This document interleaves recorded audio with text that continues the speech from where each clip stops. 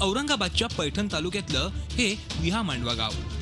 या गावातली सगळी दुकानं आजपासून बेमुदत बंद राहणार आहेत. गावात कुठलाही कारभार होणार नाही.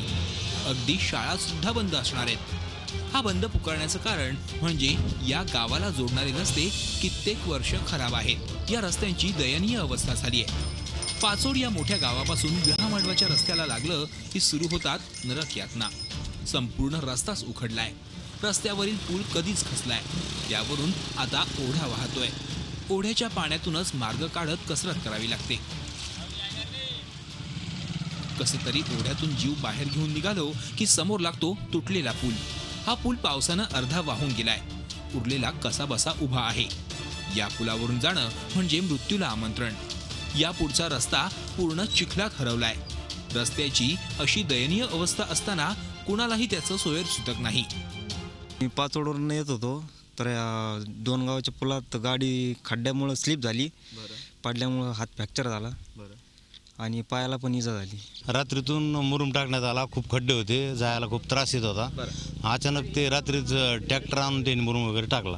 खड्डे बुजवण्यात आले. आता मुरुमाचा इतका त्रास होतोय का माणूस स्लिप होऊन गाडी पडते. चिखल झाला सगळा पाऊस आल्यामुळं. मुरुमाचा टाकून उपयोगच नाही आला काही. हिरडपुरी गावातून येणारा पूल तर जणू सावित्री नदीवरील पुलाचीच आठवण करून देतो. पूल पूर्ण भेगाळलाय. अगदी पडण्याच्या मार्गावर आहे. विहामांडवा गावाची लोकसंख्या 15,000 आहे. आजूबाजूच्या सदोदी किती वेळ वाट पाहायची असा सवाल महिला करतायत. स्मशानभूमी जवळचा पूल आहे ना, तिथे गाडी अडली. इतकं पाणी साठलेलं होतं. सगळे लोक उतरले विहामांडव्यातले, पण मी एकटी लेडीज मी काही उतरू शकले नाही. तसंच घेऊन माझ्या बाळाला घेऊन गाडी वापस पैठणला गेली आणि पैठणला रात्री माझे एवढे हाल झाले त्या रस्त्यामुळे. तर अजूनही तो रस्ता तसाच आहे. आज मुलगा माझा 19 वर्षाचा झाला तरी त्या रस्त्यात काहीही सुधारणा झालेली नाही. दानवे वगैरे झाले, त्यांनाही सांगितलं, भुमरे साहेबांनाही बऱ्याच वेळा सांगितलं तुम्ही रस्त्याची काहीतरी सुधारणा करा, पण अजून कोणत्याही पुढाऱ्यांनी आमच्या रस्त्याकडे लक्ष दिलेलं नाही आहे. आणि काही काही वेळेस जर एखादी महिला इथून डिलिव्हरीसाठी नेतो आम्ही, तर डिलिव्हरी तिचं दवाखान्यात न जाता औरंगाबादला पाचोडला न होता तिची डिलिव्हरी, ती नाविलाज आणि कुठेतरी रस्त्यातच डिलिव्हरी होती. गावकऱ्यांनी स्थानिक आमदार संदीपान भुमरे आणि खासदार रावसाहेब दानवे या सगळ्यांना रस्त्याची दशा सांगितली, पण उपयोग शून्य. प्रत्येक पावसाळ्यात रस्त्याची अशी दैना गावकऱ्यांना पाहावी लागते.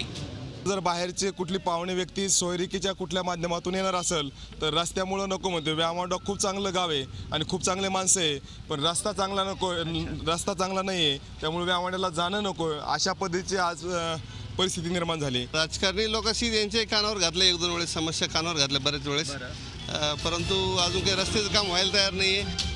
त्यामुळे गावकऱ्यांनी आता थेट गावबंद आंदोलन सुरू करून दंड थोपटलेत. निदान आता तरी प्रशासन आणि राजकारणी गावकऱ्यांच्या मागणीकडे लक्ष देतात का हेच पाहायचंय. Vishal Karole, Zee Media, Aurangabad. Zee 24 तास रहा एक पाऊल पुढे.